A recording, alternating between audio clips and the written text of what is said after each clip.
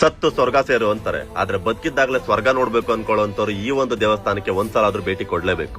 ನಿಜ ಕಣ್ರಿ, ಈ ದೇವಸ್ಥಾನಕ್ಕೆ ಭೇಟಿ ಕೊಟ್ಟವರು ಬರೀ ದೇವರ ದರ್ಶನ ಮಾಡ್ಕೊಂಡು ಆಚೆ ಬರಲ್ಲ, ಯಾವ್ದೋ ವೈಕುಂಠಕ್ಕೆ ಹೋಗಿ ವಿಷ್ಣುವಿನ ಅವತಾರಗಳು, ವಿಷ್ಣುವಿನ ಪವಾಡಗಳನ್ನ ನೋಡ್ಕೊಂಡು ನಾವು ಆಚೆ ಬರ್ತಾ ಇದೀವಿ ಅನ್ನೋ ಫೀಲ್ ಅಲ್ಲಿ ಆಚೆ ಬರ್ತಾರೆ. ವಿಷ್ಣುವಿನ ಅವತಾರಗಳು, ವಿಷ್ಣುವಿನ ಪವಾಡಗಳು, ಲಕ್ಷ್ಮಿಯ ಅವತಾರಗಳು, ಇದೇ ರೀತಿ ಸಾಕಷ್ಟು ದೇವಾಲಯಗಳ, ಹಿಂದೂ ದೇವಾಲಯಗಳ ದೈವಿಕ ಕಥೆಗಳನ್ನ ಹೇಳ್ತಕ್ಕಂತ ಈ ಒಂದು ದೇವಸ್ಥಾನಕ್ಕೆ ನೀವು ಒಂದ್ಸಲ ಆದ್ರೂ ಭೇಟಿ ಕೊಡ್ಲೇಬೇಕು.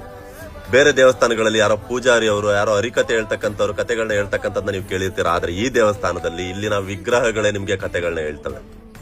ವಿಷ್ಣುವಿನ ದಶಾವತಾರಗಳನ್ನ ನೀವು ಇಲ್ಲಿ ನೋಡಬಹುದು. ಮತ್ಸ್ಯ ಅವತಾರ, ಕೂರ್ಮ ಅವತಾರ, ವರಾಹ ಅವತಾರ, ನರಸಿಂಹ ಅವತಾರ, ವಾಮನ ಅವತಾರ, ಪರಶುರಾಮ ಅವತಾರ, ಶ್ರೀರಾಮ ಅವತಾರ, ಶ್ರೀಕೃಷ್ಣ ಅವತಾರ, ಬುದ್ಧ ಅವತಾರ, ಕಲ್ಕಿ ಅವತಾರ.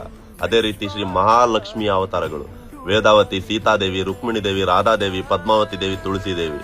ವಯಸ್ಸಾಗಿರ್ತಕ್ಕಂಥ ತಂದೆ ತಾಯಿಗಳನ್ನ ಗೋವಾಗೋ ಬಾಲಿಗೋ ಕರ್ಕೊಂಡೋಗಿ ಅವ್ರಿಗೆ ಬೇಜಾರ್ ಮಾಡೋ ಬದಲು ಈ ತರ ದೇವಸ್ಥಾನಗಳಿಗೆ ಕರ್ಕೊಂಡು ಬಂದು ಒಂದ್ಸಲ ದರ್ಶನ ಮಾಡಿ.